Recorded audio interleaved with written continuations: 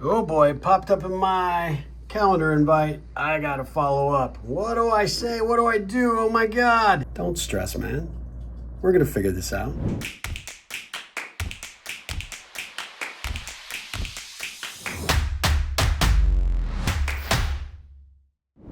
Let me give you a piece of advice that could change everything based on how you follow up. If you're new around here, my name is Steve Harper. I turn ordinary connections into extraordinary relationships. If you struggle to develop good connections, and turn those connections into strong relationships, if that's an area that is hard for you, we should talk. Reach out to me, ripplecentral.com. Let's talk and see if there is some approaches that I could give you that could change your approach. So, one of those areas is not screwing the pooch on the follow-up, not messing up on that very, very sensitive next step, which is you met somebody at an event, you exchange contact information, you're following up now on a call or an email, and you immediately launch into business mode. Most people do that because they feel like they have to have something substantive to discuss, which is, why would you want to know me? I own this and I offer that and I've got this great thing you should be taking advantage of. That may be your agenda. It's not their agenda. On the follow-up, they just know that they met somebody pretty cool, hopefully,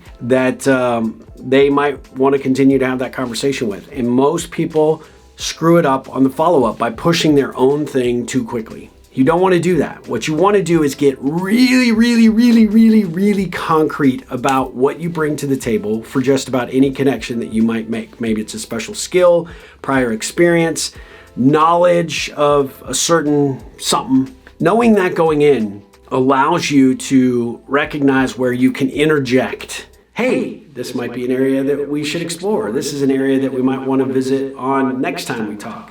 But trying to pitch or promote or push too hard on that first follow-up is just a guarantee to shut it down. They may have been impressed with you enough to share their contact info and then they forget. Why do we meet? Who do we meet? Why did I agree to talk to this guy? And then you call, right? Then when you're pushing and pushing and pushing, which is what most people do, they will shut down and they'll be like, hey, it's just super busy right now. Let me get back with you. And you'll never hear from them again. They will ghost you.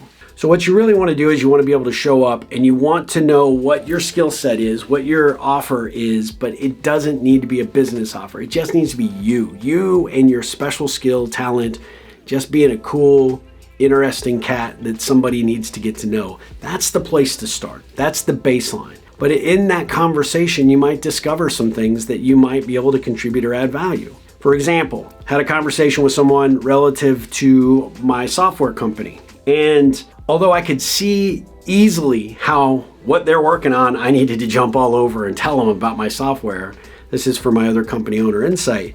I knew my follow-up, if I did that, that was going to go from 100 to 0, right? It was just going to go like, oh, it's really great to hear back from you, Steve. And then I go into pitch mode and then it's like, oh crap, why did I hear from you, Steve? Oh, this is awkward and weird. So the approach that I always suggest people take is use that first follow-up as just an exploratory conversation. Just continue to riff on the momentum that you started and get to know them. And it's through getting to know them that you might discover what they're into, what they're passionate about, maybe a problem that they're sort of trying to come to grips with, and maybe your special skill set or your past experience or something that you bring to the table could be of value. But if you put that out before actually knowing, then you aren't giving those people any opportunity to build rapport with you. And no rapport, no trust. No trust, nothing. That goes nowhere. So don't follow up with your agenda. Make your only agenda is, how can I bring value? What can I do for this person in some capacity? Either it's A, just get to know them a little better, B, dig into who they are, what they're about, and see if there's ways that you can maybe slightly insert your special skill, talents, and experience, but you don't push it too hard. Like, hey, look, I happen to be an excellent, XYZ, right?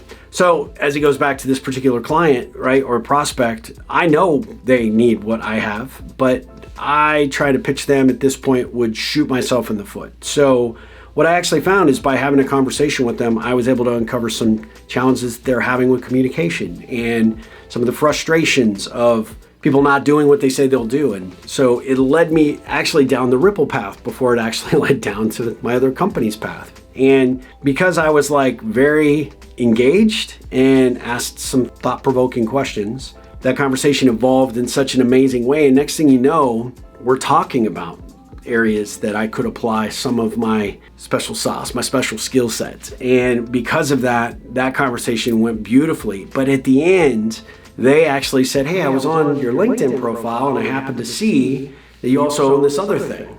And I can't believe that you're not pitching me on that. It's like, well, I wouldn't pitch you on that because that's just not the purpose of this follow-up. My follow-up on this, my desire to continue this conversation was I really enjoyed meeting you, liked you, wanted to continue to get to know you. And if you're open to that, I'd like to continue it even beyond this conversation. And I let them arrive at the conclusion that, hey, wait, you actually own a company that might actually benefit us on this other thing, right? Hey, no problem. Happy to talk to you at any point, whenever you're ready, right? I did not push, did not really become very assertive on that front, even though I was like secretly in the back of my head, I'm like, woohoo, yes, this is great. It's better for them to lead themselves to ask the questions. If I started there, I would have been shut that door so quick it would make my head spin. But by being of service, being of value, and contributing, just in this case, by listening and asking some thoughtful questions that gave them some opportunity to feel comfort with me, that they led themselves to where I ultimately wanted to go. Now, don't get me wrong, would I have liked to have jumped right in? Sure, that's what salespeople do. We're not salespeople here, folks. We are people connecting with other people. And yeah, along the way, we'll find some business application, no doubt. But we want that to evolve naturally, not nationally.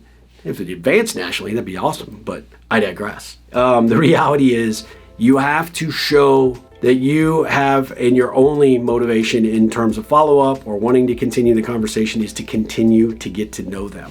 Bring the value, and when they see there is some value in continuing to get to know you because you are trying to get to know them, everything shifts. And my friend, ripples will ripple out from there. Give it a try, see what you think. As always, thanks for watching, listening to my craziness, and continue to ripple and connect better than everybody else out there. Until next time, ripple on.